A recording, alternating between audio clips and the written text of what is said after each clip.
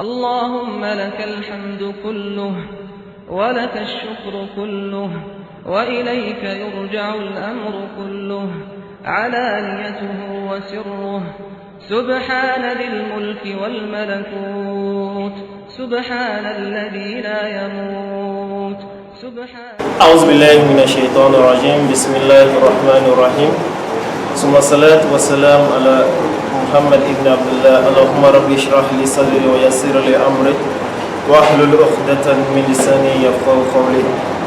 On remercie Allah subhanahu wa ta'ala, le maître de l'univers, l'unique sans associé, celui qui nous a permis de débuter le mois de Ramadan et qui nous a permis d'être aujourd'hui à la 16e journée. Ensuite, nous prions sur la meilleure des créatures qui a foulé la surface de la terre, Muhammad, fils d'Abdullah. Que la paix et la bénédiction d'Allah soient sur lui et sur ses compagnons, sur tous ceux qui ont suivi son chemin et qui vont suivre son chemin jusqu'au jour de la résurrection, qu'Allah subhanahu wa ta'ala fasse que nous soyons parmi ceux-là. Ensuite, nous remercions l'ensemble des frères qui ont pu faire les déplacements pour assister aujourd'hui à cette rupture collective du Bureau national de l'Alema. Et comme à l'accoutumée, la rupture est précédée d'une conférence. Et le thème de la conférence d'aujourd'hui est les mérites de la dernière décade du mois de Ramadan. Les mérites de la dernière décade du mois de Ramadan. Et le conférencier n'est plus à présenter, c'est le Cheikh Ben Alima Abdul Raouf. Mais avant de commencer, nous allons passer à la lecture coranique. Nous allons demander à notre frère Issa Diara de nous lire quelques versets du Coran.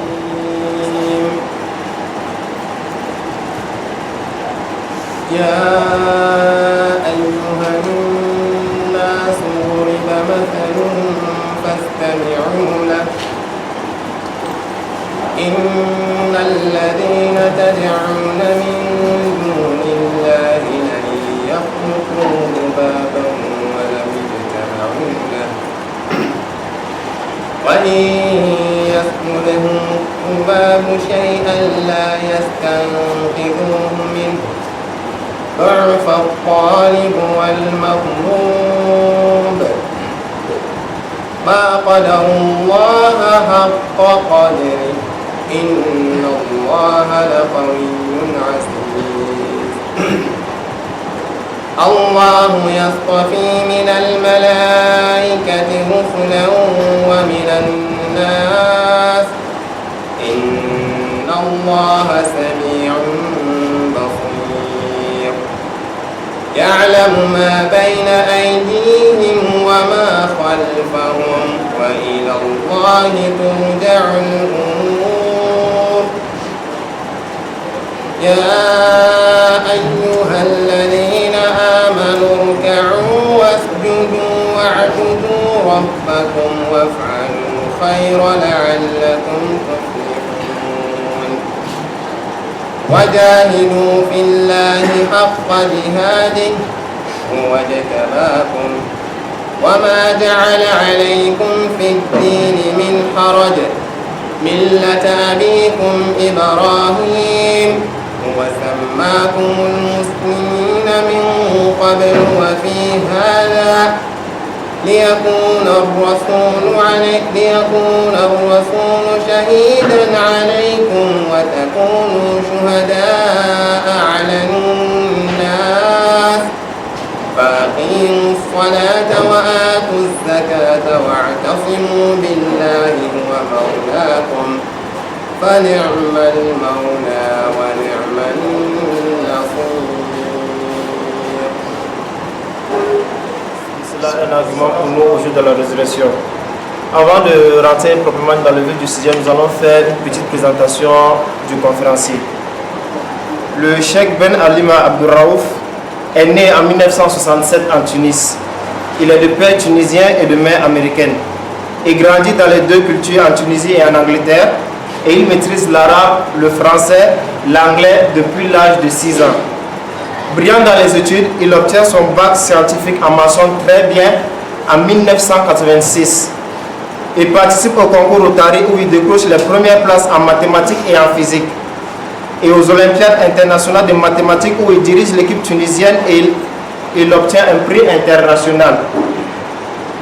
Il poursuit ses études en France en maths sup au lycée Louis le Grand, puis à l'École nationale pour la statistique et l'administration économique, qui est l'organe de formation de l'INSEE, dont il soit ingénieur en statistique et en économie. Converti à l'islam depuis l'âge de 15 ans, Il s'est depuis investi pour se former et diffuser l'islam et il participe grandement dans le mouvement islamique. Il apprend le Coran par cœur et il obtient une maîtrise en langue arabe, puis il se consacre aux œuvres musulmanes depuis 1995. Écrivain, traducteur et éditeur, il a produit 20 livres éducatifs sur l'islam et une importante série de commentaires du Saint-Coran. Il pratique professionnellement la ruqya, qui est la médecine prophétique, depuis 1997 et depuis 2005. Il passe son temps dans la majorité en campagne de traitement de formation pour établir des centres de ruqya. Il compte à ce jour des centres dans 34 pays à travers le monde et le continent tout entier. C'est le Cheikh Ben Alima Abdouraouf, c'est une petite présentation sur lui et nous allons commencer directement avec le thème qui est les mérites de la dernière décade du mois de Ramadan. Alhamdulillah wa salatu wa salam ala rasulillah. Subhanaka la ilma lana illa ma 'allamtana innaka antal alim al hakim wa la fahma lana illa ma fahamtana innaka antal jawad al karim. Chers frères, en fait je vais plus vous parler de comment profiter des 10 dernières nuits ou des 10 derniers jours du Ramadan. Sinon le mérite c'est connu, les meilleurs jours de l'année sont les 10 premiers jours de Hajj, n'est-ce pas? Et les meilleures nuits, c'est les 10 dernières nuits du Ramadan. Le mois du Ramadan déjà, il est mieux que tous les autres mois, puisque la nafila pendant ce mois vaut une obligation, et l'obligation est multipliée par 70. Et Allah a fait que les chatines sont enchaînées, les portes du paradis sont ouvertes, les portes de l'enfer sont fermées. Donc Allah a mis toute une ambiance pour qu'on se rapproche de lui, pour qu'on l'adore. Le jeûne est une adoration permanente, spéciale, puisqu'à tout moment, si tu as soif ou si tu as faim, tu te rappelles que tu es en train d'adorer Allah Tabarak wa Ta'ala. Le jeûne est pour casser le nefs, les prières la nuit, le tarawih pour la lecture du Coran. Donc c'est fait pour qu'on se dirige vers Allah Tabarak wa Ta'ala. Maintenant, le but même du mois du Ramadan, Allah dit la'allakum tattaqoun, afin que vous soyez pieux. On vous a prescrit le jeûne ainsi qu'aux communautés avant vous, afin que vous soyez pieux. Le mois du Ramadan est un entraînement à la piété, que cette piété dure le reste de l'année.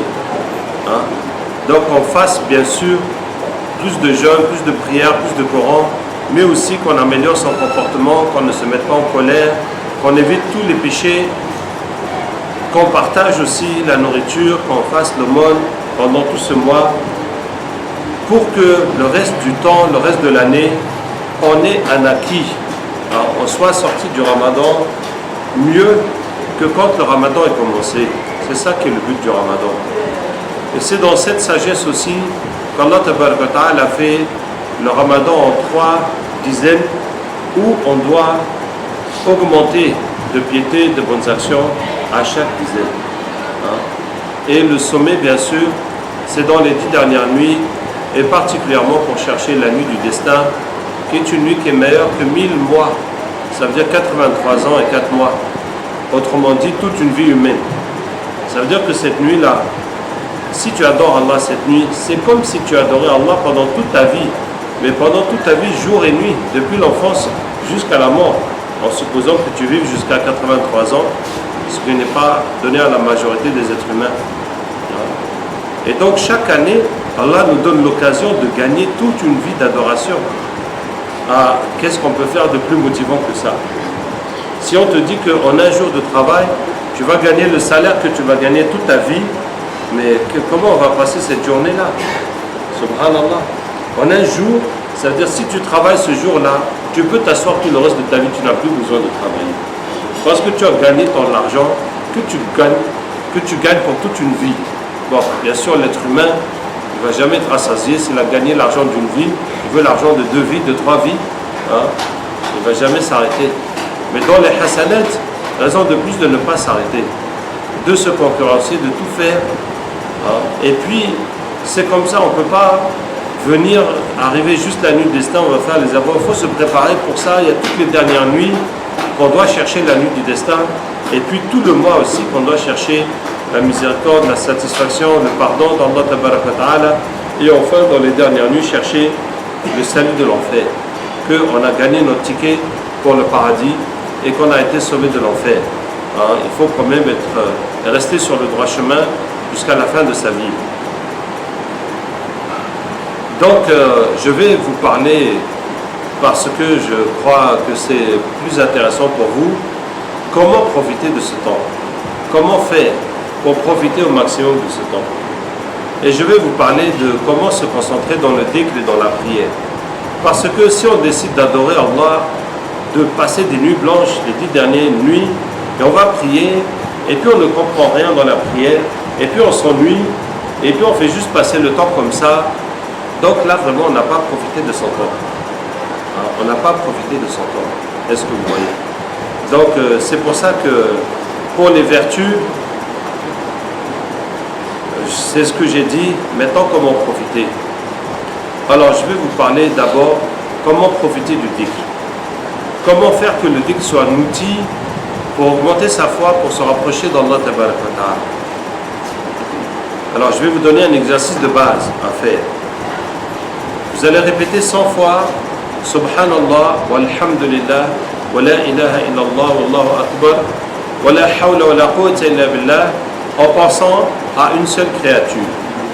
Tu vas choisir une créature et tu vas répéter ça 100 fois en te concentrant sur cette créature.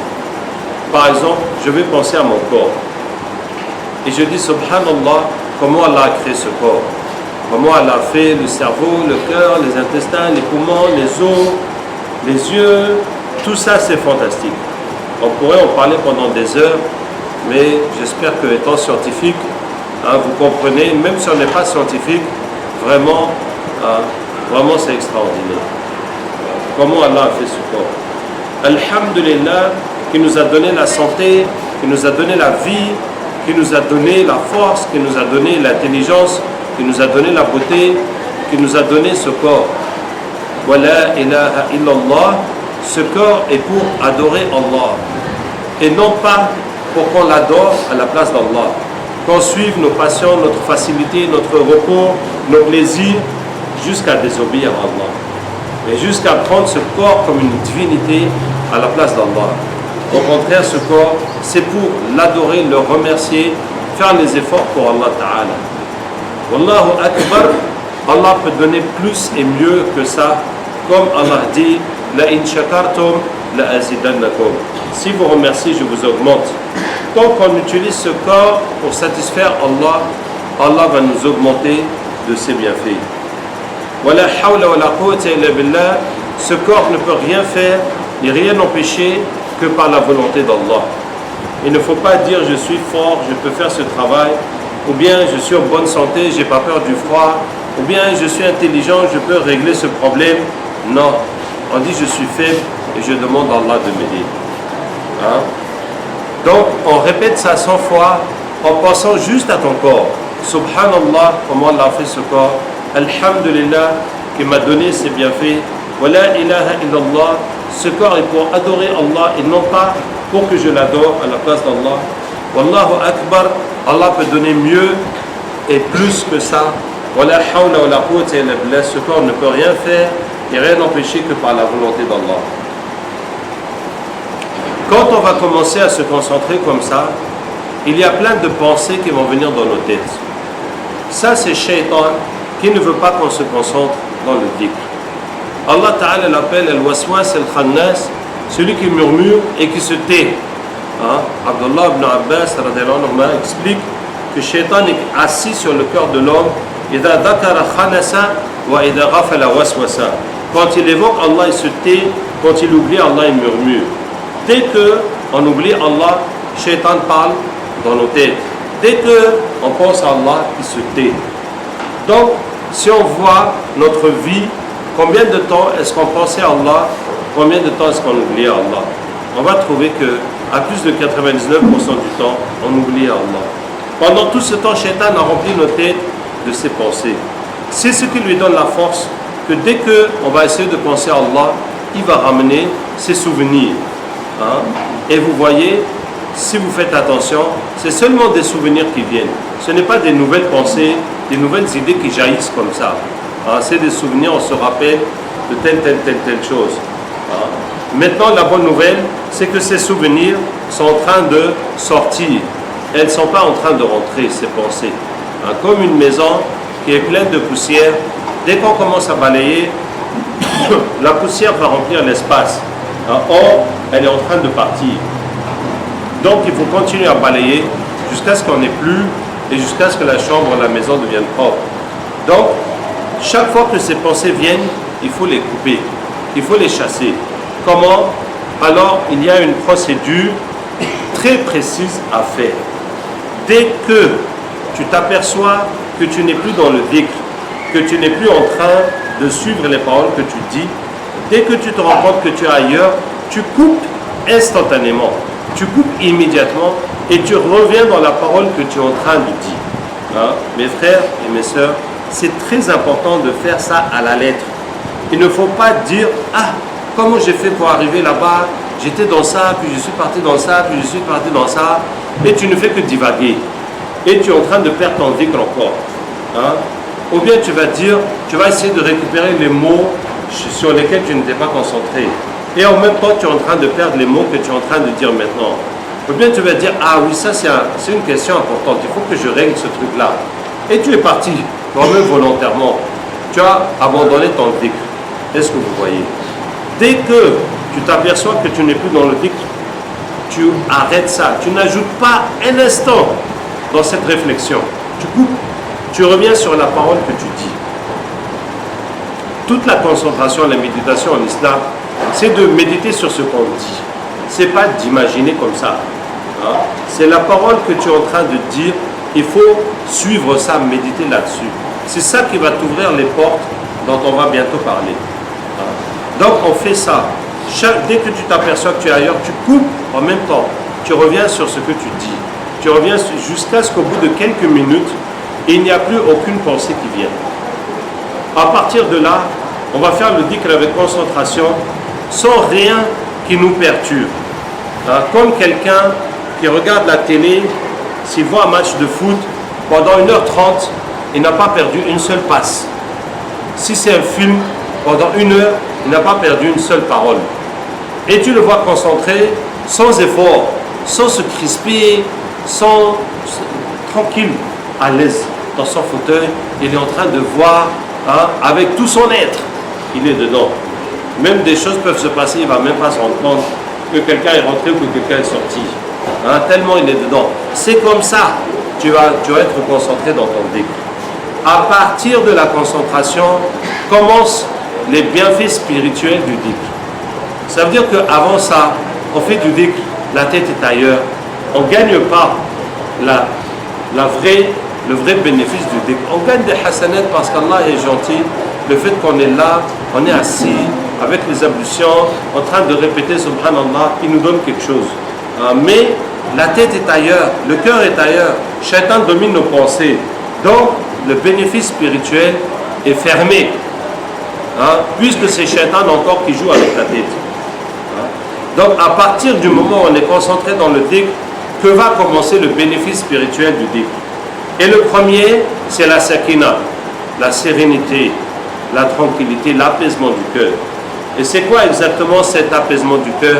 Ça veut dire que les soucis qu'on a, les inquiétudes qu'on a sur l'argent, sur les études, sur le mariage, sur les enfants, sur la santé, sur les papiers, sur tout ce que tu veux, tous les problèmes que tu as, tu dis, Ya Allah, si tu es content de moi, j'ai plus aucun problème.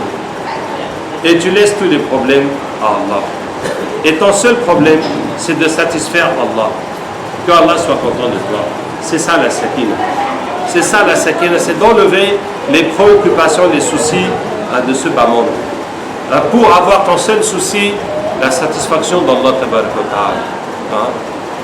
Et cet apaisement du cœur va te suivre dans la vie, après la séance de dhikr. Ça veut dire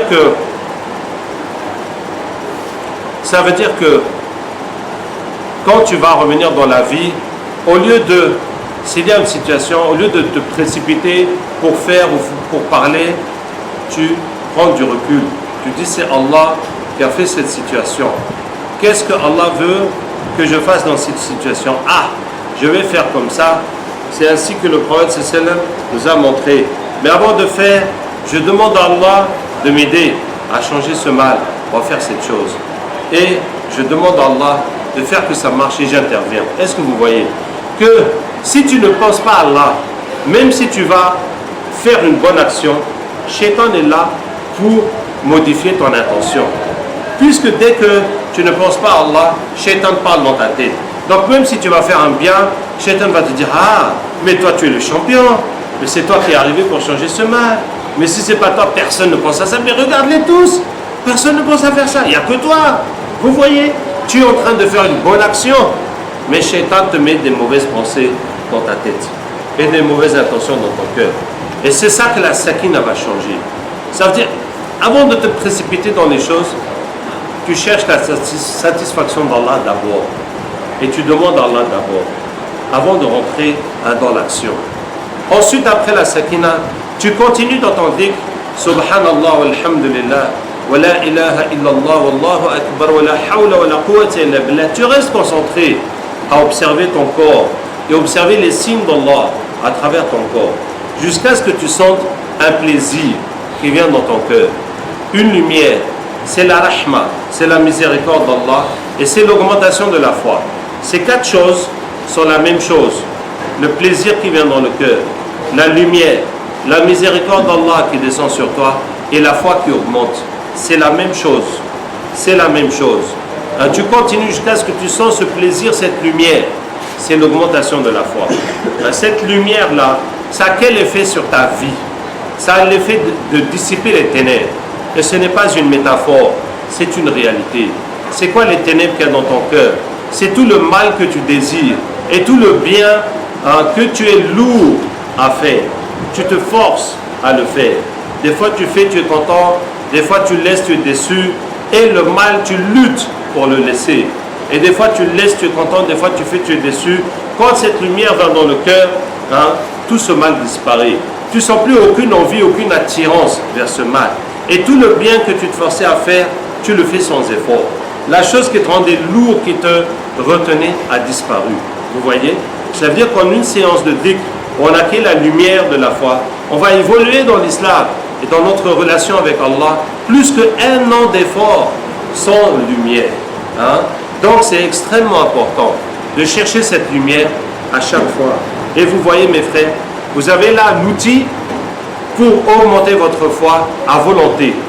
Vous n'avez pas besoin d'être quelque part, d'avoir quelqu'un, d'avoir quelque chose pour augmenter votre foi. Non, tu vas faire le dhikr jusqu'à ce que tu combats les pensées sataniques, jusqu'à ce qu'il n'y en a plus, et tu restes concentré, tu traverses la sakina jusqu'à ce que tu sens la lumière dans ton cœur. Et c'est la foi qui augmente.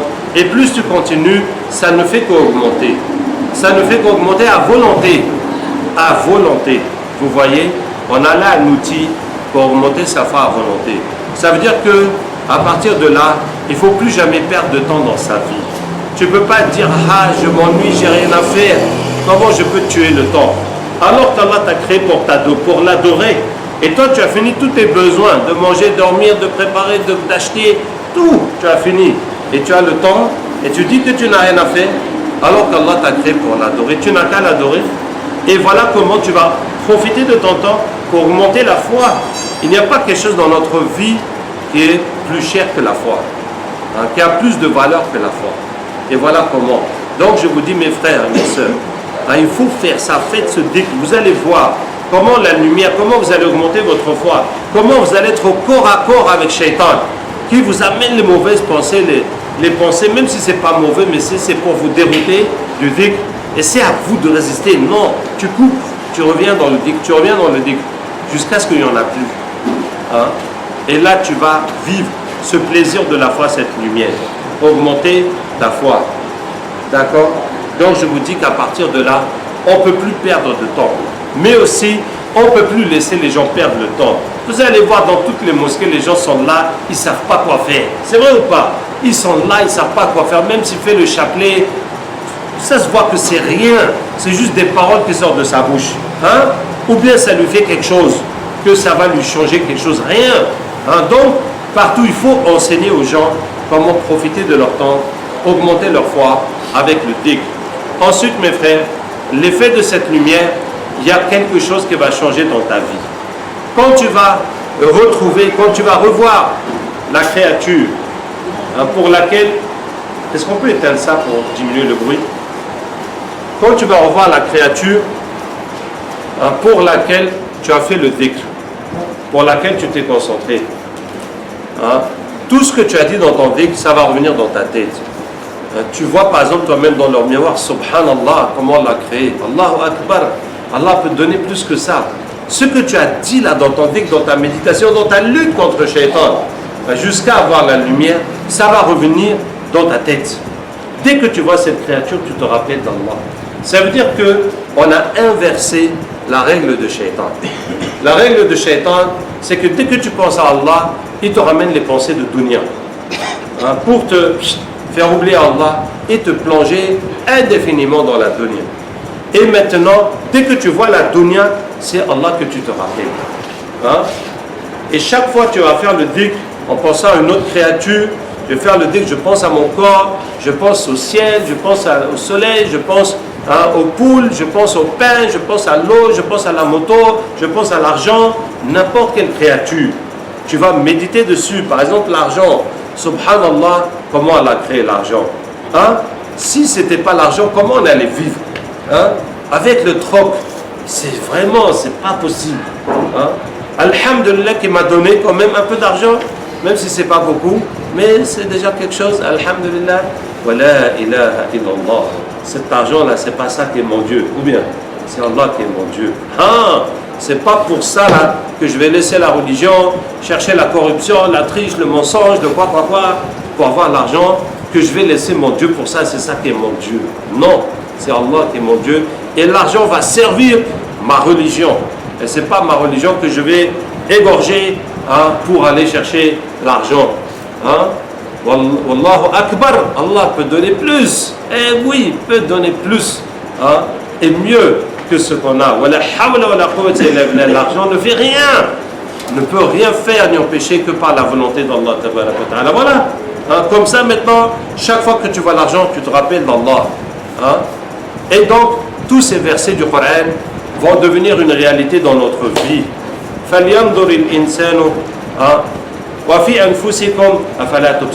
En vous-même, ne voyez-vous pas les signes d'Allah? Que l'homme regarde sa nourriture. N'ont-ils pas vu le ciel au-dessus d'eux? Comment on l'a construit, on l'a embelli, il n'a pas de faille, etc. Et Allah nous dit tellement de bienfaits de regarder. Je vous donne un exemple. Peut-être que jamais de notre vie, on a remercié Allah pour ça. Allah dit, est-ce que vous voyez le feu qui vous éclaire? Quelle serait la vie de l'homme sans le feu? Voilà, on va manger tout à l'heure. Regardez tout se manger. Si ce n'est pas le feu, qu'est-ce qu'on peut manger? Pas grand-chose. Et le feu et l'essence pour nos véhicules et l'électricité pour nous éclairer. Est-ce qu'on a remercié Allah pour ça? Et qu'est-ce qu'on deviendrait sans ça? Vous voyez, il faut remercier Allah. Allah nous dit, regardez le feu qui vous éclaire, les lampes qui vous éclairent, regardez l'essence, le bois que vous allumez. Est-ce vous qui avez fabriqué son arbre ou bien c'est nous? C'est Allah qui a fait ça. D'accord? Donc, voici un premier point. Comment vous concentrer dans le dhikr? Je vous répète par rapport au thème, au retardataire.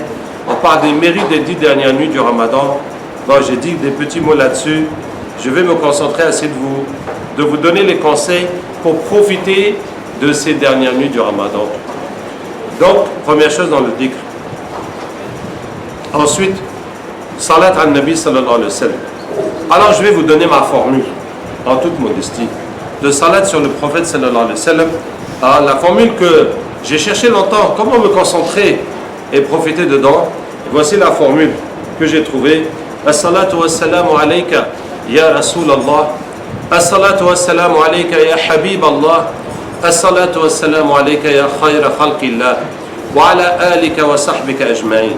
As-salatu was-salamu alayka. La salat et le salam sur toi, ya Rasul Allah. Maintenant, pourquoi comme ça? Parce que quand je dis Allahumma salli wa sallim ala Muhammad, ala Sayyidina Muhammad, Ya Allah, prie et bénis notre prophète Muhammad sallallahu alayhi wa sallam, je suis en train de demander à Allah de bénir le prophète et j'arrive pas à me concentrer entre Allah et le prophète. Et quand je dis que la prière et le salut soient sur toi, Ya Rasulallah, ça veut dire exactement la même chose. Hein? Quand je te dis qu'Allah te bénisse ou que la bénédiction soit sur toi, c'est exactement la même chose. Ça veut dire le sens de la phrase, le contenu de la phrase est exactement le même. Hein? Sauf que comme ça, j'arrive mieux à me concentrer. Hein? Que la prière et le salut soient sur toi, Ya Rasulallah. Et est-ce qu'on a le droit de parler au prophète sallallahu alayhi wa sallam comme ça? Alors normalement, on n'a pas le droit. Tu ne peux pas dire, ah Ya Rasulallah, si tu vois aujourd'hui vraiment, il fait très chaud, on attend la rupture du jeûne, mais qu'est-ce que ça veut dire? Est-ce que le prophète sallallahu alayhi wa sallam il est là pour causer avec toi du matin au soir? Ça veut dire quoi? Hein? Non, ce n'est pas comme ça. On ne parle pas comme ça au prophète sallallahu alayhi wa sallam comme on parle à Allah. Que Allah, tu peux lui parler à tout moment. Mais le prophète sallallahu alayhi wa sallam a dit, chaque musulman qui me salue, Allah me rend mon âme pour lui rendre son salut. Donc pour faire la prière sur le prophète sallallahu alayhi wa sallam, on peut, comme on dit dans la salat, Assalamu alayka ayyuhan nabi wa rahmatullahi wa barakatuh, comme on dit dans la prière. Hein? Puisque chaque fois qu'on le salue, Allah lui rend son âme pour nous rendre notre salut. Donc pour faire la prière sur le prophète sallallahu alayhi wa sallam, c'est là qu'on peut lui parler. As-salatu wa salamu alayka ya Rasulallah. Ensuite, as-salatu wa salamu alayka ya Habib Allah, bien-aimé d'Allah, hein, le plus aimé d'Allah. Ensuite, as-salatu wa salamu alayka ya khayra khalqillah, meilleure créature d'Allah. Et c'est comme ça qu'on va le louer hein, d'une façon crescendo, d'une façon croissante, qu'il est le prophète d'Allah, qu'il est l'aimé d'Allah, qu'il est la meilleure créature d'Allah. Wa ala alika wa sahbika ajma'in, ainsi que sur toute ta famille et tes compagnons. Ça c'est important quand on fait la salade sur le prophète sallallahu alayhi wa sallam, d'ajouter dedans sa famille et ses compagnons. Parce que on ne peut pas aimer le prophète sallallahu alayhi wa sallam sans aimer sa famille et ses compagnons, radiyallahu anhum. On ne peut pas suivre le prophète sallallahu alayhi wa sallam sans les suivre. On ne peut pas comprendre la religion sans passer par la façon que eux, ils ont compris la religion. Est-ce que vous voyez hein? Et c'est comme, pour vous donner l'exemple, c'est comme si tu visites quelqu'un de très important, un roi ou un président, et tu lui fais un super cadeau pour le rendre heureux. Vraiment, il va être content. Maintenant, tu vas le visiter, tu vas lui donner un super cadeau à lui et à chacun de ceux qu'il aime, de sa famille et à chacun de ses collaborateurs qui sont avec lui. À chacun, tu lui donnes un très beau cadeau. Là, vraiment, tu l'as comblé. Tu as dépassé tout ce qu'il peut attendre de toi. Hein, quelle que soit la chose que tu vas lui demander maintenant, il ne peut pas refuser. Est-ce que vous voyez hein, donc c'est comme ça, on demande à Allah de bénir le prophète sallallahu alayhi wa sallam. On est reconnaissant envers lui du fait qu'il nous a amené l'islam. Hein, mais ses compagnons et sa famille, ils sont aussi, eux aussi nous ont amené l'islam. Ou bien il a fait ça tout seul. Hein, mais c'est avec eux. Hein, le prophète sallallahu alayhi wa sallam n'a pas pu faire tout seul, même si lui l'a fait.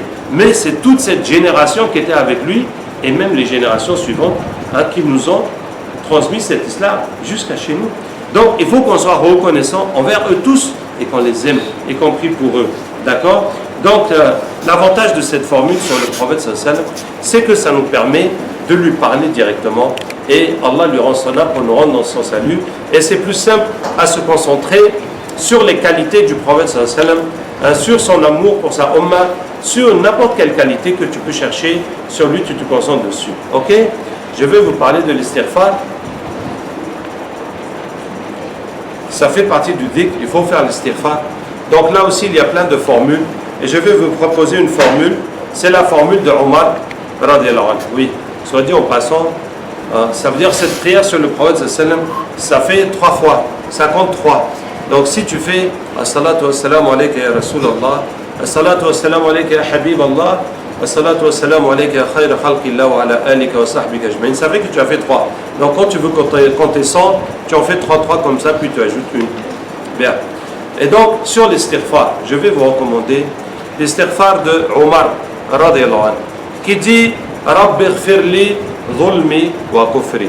Seigneur, pardonne-moi mon injustice et ma mécréance. Dhulmi wa kufri. Et un sahabi lui dit, Hada dhulm, fa kayfa al-kufr. Il dit, bon, l'injustice, d'accord, mais la mécréance, comment? Il dit, Allah dit, Inna al-insana la dhalumun kafar. L'homme est excessivement injuste et mécréant.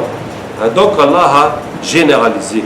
Alors, quand je vais vous parler de ça, irfirli dhulmi wa kufri. Le dhulm, comment c'est l'injustice, la plus grave, c'est le shirk. Le shirk est une injustice. Ça ne veut pas dire qu'on va faire du mal à Allah. Mais ça veut dire que ce n'est pas juste. Parce que Allah nous a créés et nous, on va adorer autre chose que lui. C'est ça qui est injuste. Comment? Celui qui t'a adoré, tu le laisses et tu vas adorer d'autres qui t'ont même pas créé, qui peuvent rien faire pour toi. C'est ça, inna shirk la dhulmun azim. C'est une injustice énorme. C'est une injustice immense. Allah t'a créé et toi tu laisses Allah, tu vas adorer autre chose. Bon.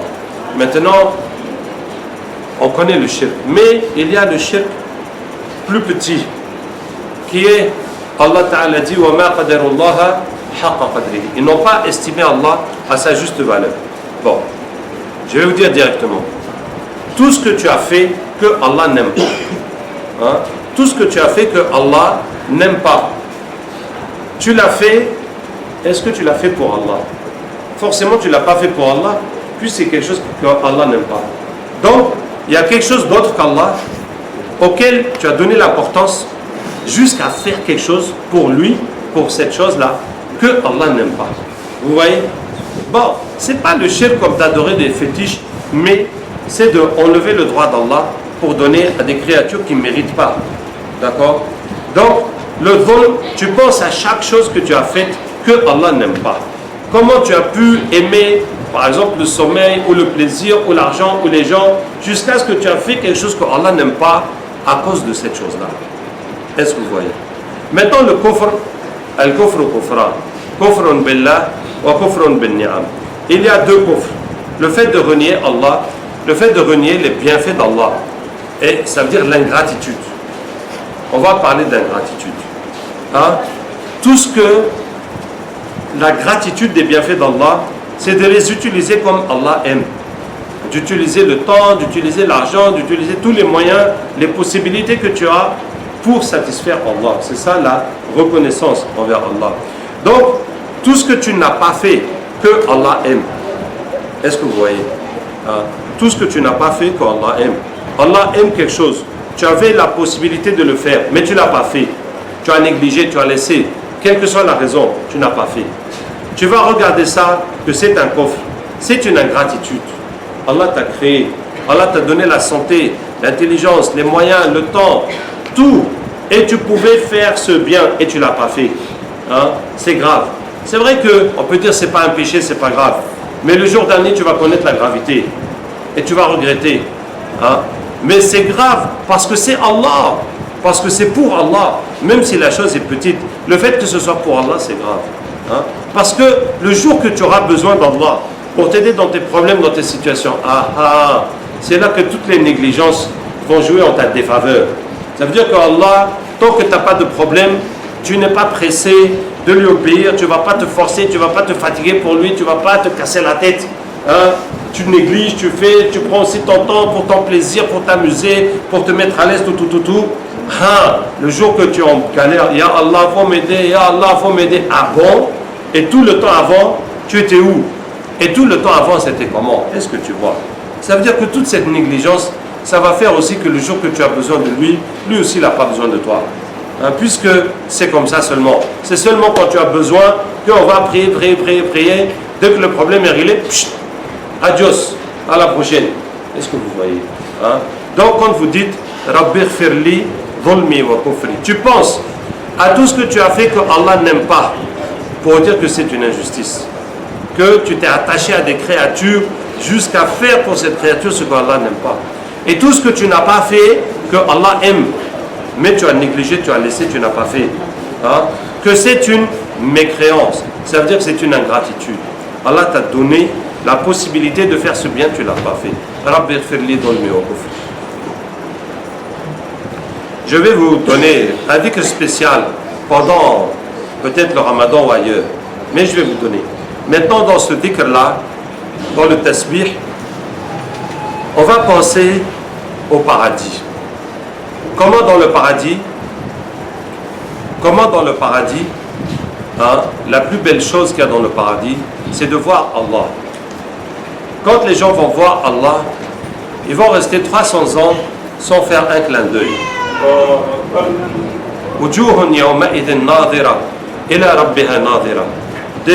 Des visages ce jour-là seront beaux, seront émerveillés, seront sereins, seront joyeux, hein, en train de regarder leur Seigneur. C'est la plus grand plaisir qu'il y a dans le paradis.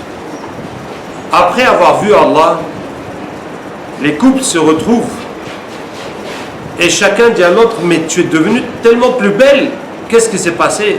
Et ta femme te dit, oui, j'ai vu Allah et sa lumière est venue sur moi. Depuis, moi aussi, hein, je brille de lumière. Et toi aussi, ta femme te dit, mais tu es tellement plus beau, qu'est-ce qui s'est passé? Tu dis, oui, moi aussi j'ai vu Allah. Sa lumière est venue sur moi, depuis je brille aussi de lumière. Après la première fois où tous les gens du paradis vont voir Allah, il y en a qui ne vont plus jamais le voir. Il y en a qui vont le voir une fois par an, une fois par mois, une fois par semaine, toutes les nuits. Chacun selon son niveau. Hein? Et c'est la nuit, toutes les nuits. Dans le paradis, le jour, on sort, on se promène, on mange, on rencontre les amis, les parents, on rencontre le prophète sallam. Et la nuit, on est avec nos épouses, mashallah. Mais aussi la nuit, hein, à un moment, le serviteur te dit, maître, c'est l'heure. Vous vous levez, vous êtes habillés en même temps. Et on va à un endroit comme un balcon dans le palais et on voit Allah. Hein? Et ta lumière augmente à chaque fois. Déjà le plaisir, c'est le plaisir le plus grand qui existe. Mais toi-même, ta lumière ne fait qu'augmenter. Hein? Même si ta lumière augmente tous les jours, devant la lumière d'Allah, c'est toujours rien. Tu vois? Comme si on te tire vers l'infini. Même si tu montes 1 million, 1 milliard, hein, tu es toujours trop loin de l'infini. Tu peux encore augmenter indéfiniment, sans atteindre l'infini. Hein? Mashallah. Excusez-moi, c'est le matheux. Hein? Donc je disais quoi? Hein? Chaque fois tu vas voir Allah. Donc ce que je vous dis, tu vas faire ce dhikr-là en pensant au moment où tu vois Allah dans le paradis. Et tu dis Subhanallah. Il n'y a pas plus beau qu'Allah. Il n'y a pas mieux qu'Allah que de voir Allah. Alhamdulillah qui nous a donné cette chance de le voir. Hein? Nous pauvres créatures qui ont fait tellement de péchés et tous les autres qui sont dans l'enfer, qui n'ont jamais eu ça. Hein? Allah nous donne cette chance, ce bienfait de le voir. Wa la ilaha illallah. Personne ne mérite d'être adoré qu'Allah. Hein? Est-ce que ça mérite de passer son temps pour l'argent ou pour je ne sais pas quoi, hein? Pour la dunya, pour les plaisirs, de désobéir à Allah, d'oublier Allah? Hein? Quelle créature mérite que tu donnes ton temps à elle, ton argent, ton attention, ta vie, que tu lui donnes ta vie et tu vas perdre ces moments où tu vois Allah au paradis? Hein? Il n'y en a pas. Il n'y en a pas. Hein? Toutes les créatures là, tous les autres buts qu'Allah, c'est une perte de temps. Hein? C'est Allah seul qui mérite qu'on lui donne toute notre vie. Wallahu Akbar. Allah, c'est lui qui te donne plus, qui te donne chaque fois plus, chaque fois plus, chaque fois plus. Qu'est-ce que les créatures peuvent te donner? Wala hawla wala quwwata illa billah. Personne ne peut faire de bien ni de mal pour toi que Allah. Et tu restes concentré à ce moment où tu es en train de voir Allah dans le paradis. Vous voyez? Allah nous aide. Et quand tu vas faire, supposons que tu as vu Allah, mashallah, dans le paradis. Et après ça, qu'est-ce qu'il y a d'autre d'intéressant dans le paradis? Hein? Puisque la chose la plus intéressante, c'est de voir Allah. Mais après ça, qu'est-ce qu'il y a d'autre qui est intéressant dans le paradis? Comment? Ouais, ça on l'a déjà eu. Alhamdulillah. Depuis la première fois qu'on a vu Allah. Hein? Mais la chose après, la vision d'Allah qui est intéressante dans le paradis, c'est de voir le prophète Mohammed sallallahu alayhi wa sallam. Oui, vous voyez. Mais ça dépend de ton niveau spirituel. Si tu as trouvé à manger, tu as trouvé les femmes, ton mari, et tu es comblé, tu n'as besoin ni d'Allah, ni du prophète, ni de rien du tout, mais tu vas rester dans ton paradis comme ça, tu vas être content. Hein? Ça dépend de toi. Ton ambition, elle est comment? Ta foi, elle est comment? Hein? Donc, après la vision d'Allah, la chose la plus belle, c'est de voir le prophète sallallahu alayhi wa sallam. Hein? Et si tu vois le prophète sallallahu alayhi wa sallam au paradis, dis-moi, quelle est la première chose que tu vas faire? Tu vas l'embrasser. Les femmes, je ne sais pas comment vous allez faire. Je ne sais pas. Et arrivez là-bas, vous verrez. Inch'Allah, comment vous allez faire. Mais si c'est les hommes, nous, on va l'embrasser. Alors, certainement, vous pouvez embrasser ses épouses. Hein? Ouais. Non, certainement, ça, il n'y a pas de... C'est pas... Vu qu'il n'y a pas d'interdiction, peut-être que ça sera possible là aussi. D'embrasser le prophète. Non, ce ne sera pas possible. Non, parce que de toute façon, au paradis, les femmes sont trop belles. C'est pas comme tu vois ici, bonjour madame. Si tu vois là-bas, c'est fini. Hein? Donc, c'est pas possible de voir une femme qui n'est pas la tienne. Hein? Ou si ce n'est ta mère ou ta soeur ou comme ça. Sinon, là, c'est même pas possible que tu vas voir ta voisine ou non. C'est même pas possible. Donc, qu'Allah nous aide. Donc, je disais, donc tu vas faire la salat al-Nabi sallallahu alayhi wa sallam en pensant à ce moment où tu embrasses le prophète sallallahu alayhi wa sallam au paradis. As-salatu wa-salamu alayka ya Rasulallah. Hein? Voilà, tu le salues et tu le bénis. Voilà, il est devant toi, il est dans ton bras et tu le salues. Comme tu l'as salué pendant toutes ces années dans ta vie et tu l'as béni. Et voilà, maintenant il est entre tes bras dans le paradis, tu le bénis. Masha'Allah. Et la lumière que tu gagnais en voyant Allah, tu gagnes aussi la lumière en voyant le prophète sallallahu alayhi wa sallam, puisque lui, sa lumière, elle est tellement plus grande que la tienne. Hein? Hein? As-salatu wa-salamu alayka ya Habib Allah, le plus aimé d'Allah. Voilà l'être le plus aimé d'Allah dans ce monde, dans toute l'existence. As-salatu wa-salamu alayka ya khayra khalqillah, meilleure créature d'Allah. Hein? C'est la meilleure créature d'Allah qui est là, entre tes bras. Hein? Wa ala alika wa sahbika ajma'in. Et sur toute ta famille et tes compagnons. Et là, tu regardes autour de toi. Et ils sont là. Abu Bakr, radiyallahu anhu, Omar, Othman. Et vous êtes là. Allahu Akbar. Combien on a lu vos histoires. Combien on a raconté vos histoires. Combien on a suivi vos exemples. Combien on a enseigné, on a prêché ça. On a donné vos prénoms à nos enfants. Hein? On a vécu. On a assez motivé avec votre vie. Et ils vont te dire, nous aussi on te connaît. Parce que les bénédictions, ça nous arrivait pendant des années. Hein, dans notre tombe, hein, et voilà les bénédictions qui nous viennent, les bénédictions, tes bénédictions. On te connaît, hein, on te connaît nous aussi. On t'a attendu jusqu'à ce que tu viennes ici avec nous. Masha'Allah, Masha'Allah. Voilà. Hein? Parce que j'étais en train de vous dire comment profiter des 10 dernières nuits. Hein, Wallahi, Yani, je sais que vous n'êtes pas des Arabes, donc rares parmi vous sont ceux qui comprennent le Coran. Donc faire des prières, lire tout le Coran, c'est beau. Mais quand on ne comprend pas, ce n'est pas le but. Hein? Puisque le but du Coran, Alif Lam Mim, c'est une guidée pour les pieux. Mais quand tu ne comprends pas, tu vas te guider comment? Avec la musique. En tout cas, c'est bon d'écouter le Coran. Mais ce n'est pas le but. Le but même, c'est de suivre la guidée. Que ça devienne notre vie, hein, notre exemple. Et c'est pour ça que je veux vous aider, comme je peux, Inch'Allah, à profiter de ce temps que vous donnez pour Allah. Hein, puisque c'est ça le but des 10 dernières nuits.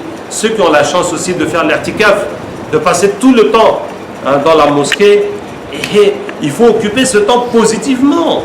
Ce n'est pas pour faire la sieste jour et nuit, hein, pour rester là à s'ennuyer. C'est pour ça que je vous donne ces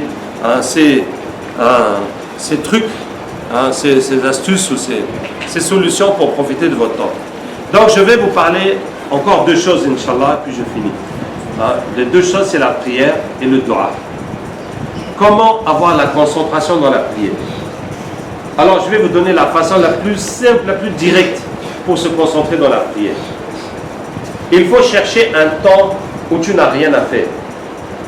Et tu vas faire 2 rak'at uniquement pour apprendre à te concentrer. Bien sûr, il ne faut pas que ce soit après l'Asr, ni après le Subh, avant le lever du soleil. Et tu n'as rien à... Mais tu vas faire 2 rak'at juste pour apprendre à te concentrer. Tu as fini tes prières, tes nafilas, tu as tout fini.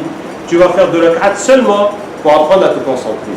Tu pries jusqu'à ce que tu arrives au sujoud, à la prosternation. Et tu vas te prosterner, tu vas dire maintenant je ne vais plus lever la tête jusqu'à ce que je sois concentré. Hein? J'ai rien à faire, j'ai tout mon temps. Chaque fois que j'adore Allah, je suis pressé pour aller faire autre chose. Hein? Mais là c'est fini. Allah m'a créé pour l'adorer. Je suis là, j'ai rien d'autre à faire. Je vais prendre tout mon temps jusqu'à être concentré. Et tu vas répéter uniquement Subhana Rabbi al-A'la. Tu ne rajoutes pas un mot dedans. Tu répètes uniquement Subhana Rabbi al-A'la. Et tu vas commencer à te concentrer sur le mot Rabbi. Rabbi, qui est mon créateur, mon bienfaiteur. Un Rab, on traduit par Seigneur en français, mais ce n'est pas ça. Seigneur, c'est plus comme un maître. Mais Rab, c'est celui qui élève. Celui qui, comme les parents qui élèvent un enfant, c'est eux qui t'ont mis au monde, c'est eux qui s'occupent de tous tes besoins jusqu'à ce que tu grandisses. Hein? C'est comme ça, Allah, c'est lui qui nous a créés, qui nous a fait exister, et c'est lui qui nous donne tout ce qu'on a besoin dans cette vie. D'accord? C'est ça, Rabbi. Donc je répète Subhana Rabbi al-A'la jusqu'à ce que je me concentre sur le mot Rabbi. Que j'appelle Rabbi, c'est mon Rabb, mon créateur, mon bienfaiteur. Rabbi, Rabbi, jusqu'à ce que je comprenne que je m'adresse à lui, que je suis en train d'appeler mon Dieu. D'accord? Rabbi, Rabbi, mon Dieu, mon créateur, mon bienfaiteur. Et puis, je vais me concentrer sur Subhana Rabbi. Hein? Subhanallah, tanazzaha anil uyub wa naqa'is. C'est-à-dire qu'Allah n'a pas de défaut ni de manque. Quels sont les défauts et les manques que les gens attribuent à Allah et dont Allah se désengage, dit que non, lui il n'a pas ça. Hein? Allah dit Subhanallahi amma yasifun, Subhanallahi amma yushrikun. Allah est pur et parfait de ce qu'il lui attribue et de ce qu'il lui associe. Il lui attribue des enfants, il lui donne des associés. C'est ça qu'Allah dit, Subhanallah, Allah n'est pas comme ça. Hein? Il est unique, il est absolu. Et donc, nous, on sait qu'Allah n'a pas d'enfants, qu'Allah n'a pas d'associés, mais il y a une forme d'association mineure qui est en nous, qui est de donner aux créatures la valeur qui doit revenir à Allah. On a parlé de ça déjà dans le dhikr. Hein? Donc, qu'est-ce que tu vas faire? Tu vas chercher un moment de ta vie où tu ne donnes pas la valeur à Allah. Un moment où tu commets un péché, ou bien tu commets une négligence dans la religion. Et tu vas regarder ce moment-là. Tu vas te concentrer sur le moment-là en répétant Subhana Rabbi al-A'la. Par exemple, si je fais la médisance, je parle du mal de quelqu'un, quel que soit le péché que j'ai fait. Chacun n'a qu'à se chercher. Hein? Par exemple, si je fais la médisance, et je vais dire Subhana Rabbi al-A'la. Rabbi, tu m'as créé, tu m'as donné la bouche pour parler, les yeux pour voir, les oreilles pour entendre, l'intelligence pour réfléchir. Et moi, j'utilise tes bienfaits pour te désobéir, j'ai même pas honte de toi. Que vraiment, tu vaux mieux que ça. Hein? La façon que je t'ai considéré, je ne t'ai pas donné ta valeur. Que ta valeur est mieux que ça. Hein? Si je fais la médisance, je dis, ah, le frère là, mais vraiment, il dit n'importe quoi. Il arrive, ça fera, non, en fait, ce que je voulais dire, hein? Je ne sais même plus comment faire. Hein? J'ai honte. Hein? Alors que devant Allah, on fait les péchés, on n'a même pas honte. On n'a même pas honte. Comme s'il n'y a rien. Hein? Comme s'il n'y a rien. Est-ce que vous voyez? Hein? Donc, qu'est-ce que je disais? Tu regardes ce moment où tu désobéis à Allah. Tu regardes la contradiction entre les bienfaits d'Allah et ton comportement. Regarde ce que Allah t'a donné. Regarde toi comment tu fais. Regarde la contradiction. Tu dis Subhana Rabbi. Rabbi, toi qui m'as créé, qui m'as tout donné. Moi, je te fais comme ça. Vraiment, tu ne mérites pas ça. Tu mérites mieux. Hein? Tu mérites mieux que ça. Tu mérites qu'on te craigne, qu'on te vénère, qu'on te glorifie, qu'on t'aime, qu'on t'adore. Pas qu'on te néglige comme ça. Comme si on ne te donne pas d'importance. Hein? Tu vas regarder ce moment où tu désobéis à Allah. Ou bien tu négliges la religion. Et tu regardes cette contradiction entre les bienfaits d'Allah et ton comportement. Pour dire Subhana Rabbi al-A'la. Tu es plus haut que ça. Tu es plus haut que ça. Tu mérites qu'on te vénère, qu'on te craigne, qu'on t'aime. Hein, qu'on t'adore, qu'on ne te néglige pas. Hein, et qu'on respecte ta religion, qu'on respecte tes ordres, qu'on donne l'importance à tes paroles. Hein, subhanallah. Hein, pas qu'on se comporte comme ça avec cette négligence. Hein. Donc tu vas répéter Subhana Rabbiyal A'la jusqu'à ce que tu comprennes ce que tu dis. Que tu comprennes mot à mot ce que tu dis en voyant cette situation. Jusqu'à ce que tu comprennes que tu t'adresses à Allah, que tu parles à Allah. Et jusqu'à ce que tu comprennes qu'Allah t'écoute. Tu n'es pas en train de parler à un mur. Tu parles à quelqu'un qui t'écoute. Et jusqu'à ce que tu comprennes qu'Allah te regarde. Et c'est ça la concentration dans la prière. Vous voyez? Et ça a l'air de quelque chose d'extraordinaire. Pourtant, c'est ce qu'on fait tout le temps ensemble. Je vous parle. Je sais ce que je dis, alhamdulillah. Je sais que je m'adresse à vous et je sais que vous m'écoutez, que vous me regardez. C'est tout à fait normal. Ça ne demande aucun effort, c'est naturel. Mais de faire ça avec Allah, c'est tout un problème. Parce qu'on a tellement oublié Allah, que Shaitan a tellement rempli nos têtes avec ses pensées, que nos têtes sont couvertes dans la rafla, dans l'inconscience. Comme un brouillard épais. Et qui a besoin de ramer, beaucoup travailler pour s'en sortir de ce brouillard. Vous voyez? C'est pour ça que depuis le début de l'islam, dès le début de la révélation, Allah a imposé la prière de nuit. Ya ayyuhal muzammil qum al-layl.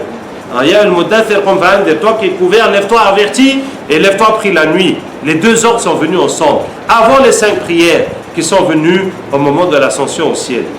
Pourquoi? Parce que les heures de prière, c'est nécessaire pour laver son cerveau des pensées de Shaitan. Donc je vous dis, vous allez chercher un temps vide où vous n'avez rien à faire. Et vous allez faire 2 rak'at pour apprendre à vous concentrer. Et tu pries jusqu'à ce que tu arrives à la prosternation. Et là tu dis, je ne vais plus lever la tête jusqu'à ce que je sois concentré, quel que soit le temps que ça va prendre. Même si ça prend une demi-heure, ça fait quoi? Tu as quoi à faire? Tu n'as rien à faire. Même si tu mets 2 heures dedans, mais il y a quel problème? Il n'y a pas de problème. Allah t'a créé pour ça. Toute ta vie, tu as prié comme un train qui passe. Même toi, tu ne sais même pas que tu as fait quoi dans ta prière. Donc quoi? Il est temps que tu prennes ça au sérieux. Donc, quand tu as fait ça dans le sujoud, jusqu'à ce que tu sens que tu parles avec Allah, qu'Allah t'écoute, qu'Allah te regarde, la crainte d'Allah va venir en toi. Automatiquement. Comme si tu es à l'école, et puis tu vois que le prof te regarde. Et donc tout à coup tu fais attention que tout est ok. Ou bien tu conduis, puis tout à coup tu vois que le policier te regarde. Et la ceinture, les papiers, tout ce qu'il faut, tout doit être ok. Mais quand tu vas sentir que Allah te regarde, non, ça c'est autre chose. Et quand cette crainte d'Allah vient, la crainte des créatures disparaît. Disparaît, les créatures ça devient rien. Comme si tu as peur qu'un moustique va te piquer, et puis tu vas un serpent. Et tu as oublié le moustique. Même si tu piques, tu ne vas même pas sentir qu'il t'a piqué. Parce que toute ton attention là, elle est avec le serpent. Est-ce que vous voyez? Donc, si tu sens qu'Allah te regarde et tu as peur d'Allah, qu'Allah peut prendre ta vie, Allah peut t'handicaper, Allah peut te mettre en enfer. Tout. Si tu as mis Allah en colère, tu ne sais plus qu'est-ce qui va t'arriver, tu ne peux plus rien avoir aucune sécurité dans ta vie. Dire que tu as la santé ou tu as l'argent, tu ne sais plus comment Allah va te prendre. Est-ce que vous voyez? Donc toutes les créatures là, ça devient insignifiant. Maintenant quand tu as prié comme ça aussi, ça va faire un changement dans ta vie. Ça va faire que quand tu vas arriver au moment où tu avais l'habitude de faire ce péché ou de faire cette négligence, tout ce que tu as dit dans ta prière, ça va revenir dans ta tête. Comment? Allah me regarde, Allah m'a donné la bouche pour parler et je vais faire ça et j'ai pas peur d'Allah. Non, jamais. Ça va te mettre une pression dans ta tête, dans ton cœur, qui fait que tu vas laisser le péché. Quel que soit l'argent qui est dedans, ou quelle que soit la pression que les gens te mettent, ou quel que soit le plaisir ou la tentation que tu as, non, tu vas laisser ça. Et c'est comme ça, mes frères, que la prière interdit de faire le mal. Et que la prière interdit. Ça veut dire, c'est ta concentration dans ta prière, ta méditation, ta prière, qui t'a augmenté ta foi, qui t'a fait craindre Allah, qui t'a fait prendre conscience de tes péchés, de tes négligences, des bienfaits d'Allah, qui t'a fait prendre conscience de ton mauvais comportement, qui t'a changé. Et qui fait qu'après la prière, tu ne peux plus refaire ce mauvais comportement que tu faisais avant. Est-ce que vous voyez? C'est ça, le bénéfice que tu vas avoir dans ta prière, d'augmenter ta foi, la hidayah. C'est ça le but de la prière qu'on demande à chaque rakat. Ihdina sirat al-mustaqim, guide-nous. C'est la hidayah, c'est l'augmentation de la foi. Et c'est l'effort que tu vas faire dans ta prière pour te concentrer qui va te donner cette hidayah. Voilà. Donc ça c'est la méthode pour se concentrer dans la prière. Et ce qui fait que chaque jour, Il faut prendre le temps de faire ces 2 rak'at longues jusqu'à ce que tu atteignes la concentration. Il faut que tu trouves le temps chaque jour pour le faire. Et ensuite, chaque prière que tu as fait, même si elle est rapide, disons normale, hein, pour nous c'est normal. Pour nous c'est normal. Sinon, c'est pas normal. Mais pour nous, c'est normal. Donc même si c'est les prières normales, tu vas quand même essayer de te concentrer dedans, dans chaque mot que tu dis. D'accord? Voilà. Je vous ai dit la dernière chose dont je vais vous parler pour profiter de ce ramadan, de ces 10 derniers jours. Surtout, puisqu'on sait que profiter, c'est donner du temps pour la mosquée surtout. Bon, on peut prier en famille à la maison. C'est bon. Hein? On peut lire le Coran, faire les tarawih. Si tu ne connais pas, tu peux lire dans le livre. Maintenant, si on est en famille, ta femme, ta fille ou ta soeur peut lire pour te corriger. Donc, on est entre mahram. Mais si il n'y a plus de mahram, ça veut dire qu'il y a des étrangers, la femme ne doit plus parler, corriger le Coran. Mais en famille, on peut le faire. Donc, c'est bon aussi de le faire en famille. Bien sûr, l'Atikaf, c'est ce qu'il y a de mieux, puisque c'est la sunna du prophète sallallahu alayhi wa sallam. Maintenant, la question que moi, je traite, c'est ce temps-là, on va l'occuper comment? Je ne vais pas tout vous dire parce qu'on peut apprendre, on peut faire des cours et tout, mais je vous parle au niveau des adorations. Donc le dernier point que je vais dire, c'est le dua. Et pour le dua, je veux vous donner une sunna du prophète sallallahu alayhi wa sallam et des sahaba. Une sunna qui est oubliée, hein, et qui est que le prophète sallallahu alayhi wa sallam et les sahaba avaient l'habitude de s'asseoir en cercle et de faire dua à tour de rôle. Hein. Et c'est une sunna très puissante. Et je vous invite à le faire. Les hadiths qu'il y a dessus, il y a d'abord un hadith où le prophète sallallahu alayhi wa sallam est entré à la mosquée et il a trouvé Abu Huraira radhiyallahu anhu avec 2 autres sahabas. Et il leur dit, vous faites quoi? Ils disent, on est là pour évoquer Allah et pour le prier. Et le prophète sallallahu alayhi wa sallam dit, s'assoit avec eux, il dit, allez, commence. Et le premier sahabi fait dua. Ya Allah, il demande. Et le prophète sallallahu alayhi wa sallam dit, amin. Et le deuxième dit allez. Et le deuxième il demande. Et le prophète sallam dit amin. Et puis il dit à Abu Huraira, à toi. Et Abu Huraira dit, Ya Allah, je te demande la même chose qu'eux ont demandé. Voilà, sans besoin de tout répéter encore. Hein? Et en plus, je te demande une science qui ne soit pas oubliée. Et le prophète sallam dit amin. Et les autres disent, nous aussi on veut une science qui ne soit pas oubliée. Hein? Et le prophète sallam dit non. Ça, c'est Abu Huraira qui a gagné ça. Hein? Donc, c'est pour ça qu'il avait une mémoire des hadiths phénoménale, qui étonnait tous les sahaba même. Comment il a pu retenir tous ces hadiths? Voilà, c'est le dua du prophète sallallahu alayhi wa sallam. Et Allah a voulu mettre ce bien dans cette umma, hein, que voilà quelqu'un qui a gardé beaucoup de hadiths pour les répéter. Quand Othman radhiyallahu anhu était calife, avant que Othman ne vienne faire le sermon du vendredi, Abu Huraira se tenait à côté du minbar et il attrapait le minbar et il disait, j'ai entendu mon bien-aimé, celui qui avait ce minbar, sallallahu alayhi wa sallam, dire, et il dit les hadiths, jusqu'à ce qu'Othman vienne. Vous voyez? Voilà, Allah lui a donné cette science. Une autre histoire, au temps de Sayyidina Omar radhiyallahu anhu, Sayyidina Omar est rentré dans la mosquée une nuit. Il a trouvé des gens qui étaient là. Il dit, vous faites quoi ici la nuit? Ils disent, on est là pour évoquer Allah, pour le demander. Et il s'assoit avec eux. Il dit à celui qui est à droite, commence. Et il fait des doigts. Tout le monde dit amin. L'autre fait des doigts, tout le monde. Jusqu'à lui, le dernier, il a fait le plus de doigts. Il a pleuré plus que tout le monde. Et tout le monde dit amin. Et dit, c'est bon, partez maintenant. Et voilà, ils sont partis. Donc voilà, comme vous allez être, comme nous sommes, Inch'Allah, dans ces dernières nuits, dans ces derniers jours du Ramadan, on a dépassé la moitié. Le temps que vous passez là pour faire des doigts, c'est une excellente formule. Pourquoi? Parce que quand un seul fait doigt, tu as beau faire, tu vas te fatiguer. Tu vas faire 1 minute, 2 minutes, 5 minutes. Vraiment, si tu es tout seul à faire des doigts, c'est rare que tu vas dépasser 5 minutes. C'est vrai ou pas? Mais quand on est 10, 15, 20 assis là, chacun va faire doigt. Là, on va faire 1 heure de doigt. Et vraiment, vous allez voir, ça a un effet spirituel magnifique. Parce que dans le doigt, c'est très facile de se concentrer. Très facile de se concentrer. Voilà. J'ai fini comme ça. Je vous laisse passer à la suite. Alhamdulillah, nous remercions le conférencier pour son exposé. Ismaïla Olagem. Vas-y, pose la question. Salam alaikum. Wa alaykum salam. Par rapport au doigt, moi j'aimerais savoir si à la mosquée, après la prière, après si l'imam peut faire doigt et puis donner ça maintenant, ça aux autres, si on peut faire doigt, ou bien le mieux c'est dans la famille. Voilà. Après les prières obligatoires. Le doigt est une bonne action. Chaque fois que tu fais, c'est bon. Si on peut faire à la mosquée, on fait. Si on peut faire en famille aussi, on fait.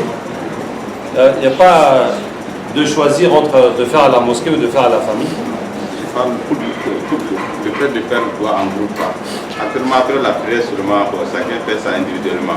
Donc, comme vous avez recommandé de faire ça en groupe aussi, tour à tour, et c'est voilà, cette option-là, j'aimerais savoir si après l'imam maintenant, ceux qui sont là, sur le premier rang, 2 ou 3 personnes, je vais faire ça maintenant après chaque prière obligatoire. Mais c'est possible, vous pouvez.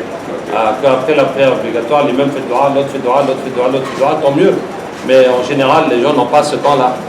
Dès qu'ils font un salam, ils sont bon, on finit les trucs. En général, les gens n'ont pas le temps pour ça. Mais c'est possible, vous voyez.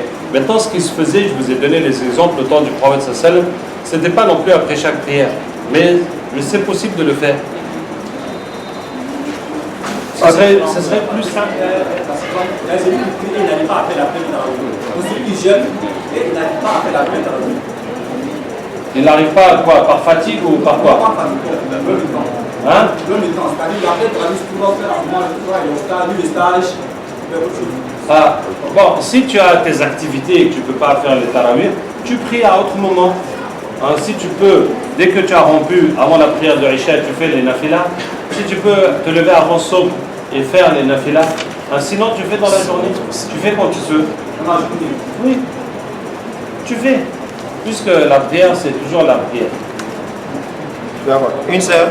Ma question est que, quelle est la meilleure façon de faire doigt et le meilleur moment de faire doigt? Le meilleur moment de faire doigt. À vrai dire, je vais vous dire, faites doigt tant que vous pouvez. Parce qu'il faut faire beaucoup de doigt. Dans le doigt, il faut insister.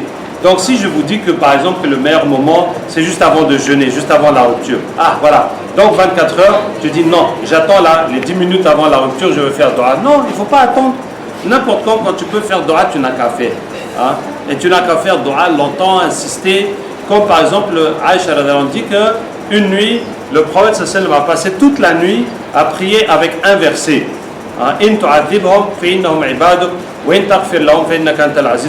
Si tu leur pardonnes, ce sont tes serviteurs. Si tu les châties, non, si tu les châties, ce sont tes serviteurs. Si tu leur pardonnes, c'est toi le puissant, le sage. Donc, il a passé toute la nuit à prier avec un verset pour demander le pardon de sa Ummah. Ouais. Donc, si tu as besoin vraiment, tu veux que Allah t'aide pour quelque chose, par exemple, tu veux un mariage, tu vas lire le verset Rabbana atina fi dunya hasana ou bien Rabbana hab lana min azwajina wa dhurriyyatina qurrata a'yun. Toute la nuit, tu vas prier avec ce verset. Bien sûr, mais c'est pas de la blague. Mais bien sûr, mais c'est comme ça, tu vas demander à Allah. Maintenant, il y a beaucoup de moments où le dua est meilleur, comme le moment avant la rupture, après les prières obligatoires, le dernier tiers de la nuit, c'est ça qui est le meilleur en tout cas. Parmi tous ces moments, c'est le dernier tiers de la nuit. Et quelle façon de faire dua?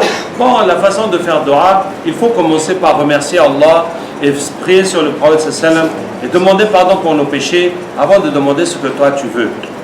Mais moi je vous conseille, quand vous faites dua, écoutez votre cœur et laissez parler votre cœur. Et ouvre ton cœur à Allah et raconte tout ton problème, comme la sourate Nuh alayhi salam. Vous voyez, dans la sourate Nuh alayhi salam, à part les 2 premiers versets, tout le reste de la sourate, c'est le dua de Nuh. Rabbi inni da'awtu qawmi laylan wa nahar. Ya Allah, j'ai appelé mon peuple nuit et jour, j'ai fait ça, ils ont dit ça. Et il vide son cœur à Allah pour ensuite demander la destruction de tout son peuple. Voilà. Donc en tout cas, raconte tout ce que tu as dans le cœur à Allah et demande. Il faut demander beaucoup. Et chaque fois que tu demandes, ça va te donner des nouvelles idées encore pour demander autre chose. Ma question est au niveau de la prière, la concentration dans la prière. Donc quelqu'un qui travaille avec des enfants, beaucoup d'enfants, et que la personne est appelée à ranger, à faire tout pour que ces enfants-là prient correctement. Donc, au moment de la prière et que certains enfants commencent à jouer, lui étant derrière ces enfants-là, il se fâche parce que l'enfant ne sait pas. L'enfant sait qu'il connaît ce qu'il est en train de faire, qu'il ne doit pas faire. Il connaît sa itinéraire et parfois, est-ce que toi-même tu as mal, de te concentrer parfois parce que tu vois l'enfant en train de jouer. Deuxièmement, est-ce que tu dois corriger l'enfant là? Si toi tu pries et les enfants derrière toi jouent, tu ne dois pas corriger les enfants. La personne prie derrière les enfants parce que tu as des enfants là pour que les enfants prient. Toi tu pries derrière les enfants. Oui. Toi tu pries comme ça, les enfants ils prient devant toi. Oui, mais si tu es réellement en train de prier, tu dois faire comme si les enfants n'existent pas et faire ta prière. C'est après la prière, s'il y a quelque chose à corriger, tu corriges. Mais tu ne peux pas prier aussi puis les surveiller. Comme si tu es le maître à l'école.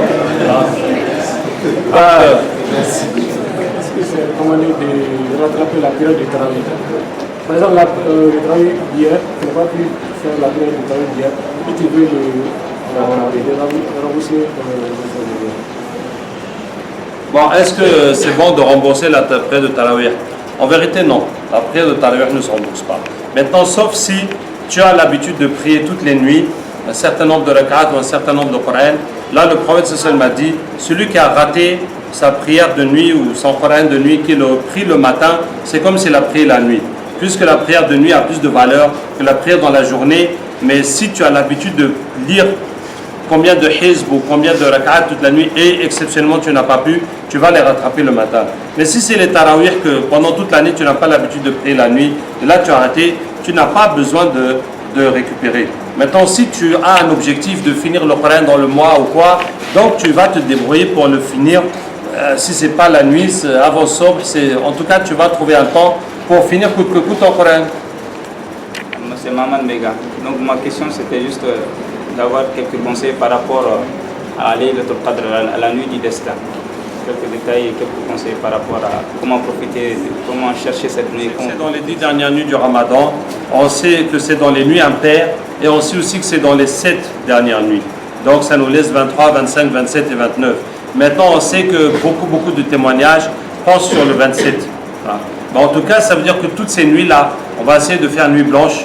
On va essayer de ne pas dormir, d'adorer, de ne pas perdre son temps pendant toutes ces nuits-là pour être sûr d'avoir gagné cette nuit qui vaut 1000 mois, qui vaut 83 années. C'est ça. Maintenant, même chose, comment profiter de la nuit même, c'est vraiment les adorations. À vrai dire, il y a aussi les causeries, il y a aussi les rappels, tout ça. Bon, ça veut dire que si on arrive à se concentrer dans la prière, dans le dhikr, dans le dua et dans le Coran, donc on n'a plus besoin de causerie, de rappel pendant cette nuit-là. Mais si on sait que dans la mosquée, la plupart des gens là, même si on prie, ils vont rien comprendre, ils vont rien sentir, ça va les fatiguer, tu vois. Donc comme les gens sont là et qu'ils n'ont pas l'habitude de venir à la mosquée, qu'ils n'ont pas l'habitude d'apprendre grand-chose sur l'islam, on est obligé de prendre cette occasion pour leur faire des rappels, pour leur apprendre des choses de l'islam parce qu'ils ont besoin de ça. Tu vois, mais si je vais dire, si c'est toi-même que tu n'es pas là pour venir suivre un cours, tu suis les cours tout le temps, tu suis les conférences, tu suis tout ça, donc tu n'as pas besoin que spécialement dans la nuit du 27 ou dans les nuits comment ça s'appelle, de l'irtikaf, que ce n'est pas vraiment fait pour ça, ce n'est pas fait pour prendre des cours, tu vois. Donc tu vas essayer de te concentrer un maximum dans le dhikr, dans la lecture, tout ça. Ça veut dire que tu peux t'occuper comme ça, tu apprends les sourates et puis tu pries avec les sourates que tu as apprises. Comme ça, vraiment, ton cerveau, il va bien rentrer dans le Coran. Et puis, au moins, tu vas quitter le Ramadan avec quelques sourates en plus. Ils sont attachés pendant le mois de Ramadan. Oui. Est-ce que, comment nous devons comprendre cet aspect des charlatans attachés? Iblis, quand il a désobéi à Allah, c'était un djinn, il a été maudit, il est devenu shaitan, il est devenu le diable. Depuis sa descendance sont les diables. Allah dit, est-ce que vous le prenez lui et sa descendance comme maître à ma place, alors que ce sont vos ennemis? Donc c'est la descendance d'Iblis, leur travail c'est d'égarer les gens, de les sortir du droit chemin. C'est eux qui sont enchaînés. Sinon le reste des djinns, puisqu'il y en a qui adorent Allah, il y en a des chrétiens, il y en a de toute religion, ils sont libres. Donc c'est ceux-là qui ont le travail de faire le waswas pour nous éloigner de la religion, c'est ceux-là qui sont attachés. Le reste des djinns sont libres. Tu vois? Et ce qui fait que tout le monde voit que pendant le ramadan, les péchés diminuent et plus de gens viennent dans les mosquées, etc. On sent cet effet de cette rahma, il est là. Et dès le jour de l'Aïd, ça recommence les disputes, ça recommence les affaires, parce que les chatines sont lâchés. Par rapport, lorsque nous allons rentrer au paradis, je vais parler de, nous allons voir le prophète. Je vais savoir quelle serait notre relation avec les autres prophètes, puisque nous avons lu les histoires. Donc notre relation, c'est qu'on les aime, on croit en eux, puis on va les visiter, on va causer avec eux. C'est tout, il n'y a pas plus de relations comme ça. C'est bien quoi? Oui, mon frère. Qu'est-ce qui est plus bénéfique? Un frère qui dans la journée part à la mosquée, les 5 prières de à la mosquée. Mais par contre, on a un deuxième frère, le fait qu'il part toute la journée, le fait qu'il part mieux. Il a dit maintenant, il part comme avec la tête. Qu'est-ce qui est plus bénéfique? Le plus important dans l'islam, c'est les prières obligatoires. De les faire en groupe. Puisque le prophète dit même, celui qui fait Isha en groupe, c'est comme s'il a prié la moitié de la nuit. Celui qui saute en groupe, c'est comme s'il a prié toute la nuit. Donc c'est ça qui est le plus important. Alors maintenant, avec ça, tu as dit quoi? Il y a un qui dort toute la nuit et puis il dort toute la journée, il passe la nuit dans la prière. Et l'autre, il fait les 5 prières et puis il passe la nuit comment? Ils sont bien. Le premier fait les efforts pour aller la journée à la mosquée à la nuit. Ouais. Il doit la journée pour avoir la nuit. Mais le premier là, la nuit, il va à la mosquée ou pas? Oui, oui, donc il a gagné plus que l'autre, puisqu'il a fait les 5 prières dans la mosquée, puis il gagne le tarawih encore. Voilà aussi, il faut savoir que le prophète sallallahu m'a dit, celui qui prie avec l'imam jusqu'à ce qu'il finisse, c'est comme s'il a prié toute la nuit. Vous voyez, hein? Bon, mais ça veut dire quoi? Il faut savoir que quand Sayyidina Omar a installé les tarawih, hein, quand il finissait de prier, il restait juste le temps de rentrer pour prendre le suhour à la maison et revenir faire souk. Donc ce n'était pas des petits tarawih comme nous on fait. Hein, c'était les tarawih là, ça va presque jusqu'à souk. C'est ça les tarawih. Et ça s'appelle tarawih parce que c'est des prières courtes. Ça veut dire, on coupe, c'est pas comme le jour que le prophète a prié, il a lu Baqara, il a lu Al-Imran, il a lu Nisa. Donc au lieu de faire des rak'at, ils vont faire des heures pour faire une seule rak'at. Non, on coupe. C'est ça que ça s'appelle tarawih, tu vois. Mais après, les gens ont diminué jusqu'à maintenant. Sinon, au début, c'est ça. Mais quand même, le prophète ça me dit pourquoi? Parce que tu vas suivre ton imam jusqu'à ce que l'imam arrête. Hein? Donc, ça veut dire que tu avais l'intention, en tout cas, de prier. Tant que l'imam est là, toi, tu pries. Donc, même s'il avait continué jusqu'au matin, toi, tu allais continuer. C'est ça qui fait que quand tu as prié avec l'imam jusqu'à ce qu'il a fini, Allah t'écrit comme si tu as prié toute la nuit. Ok.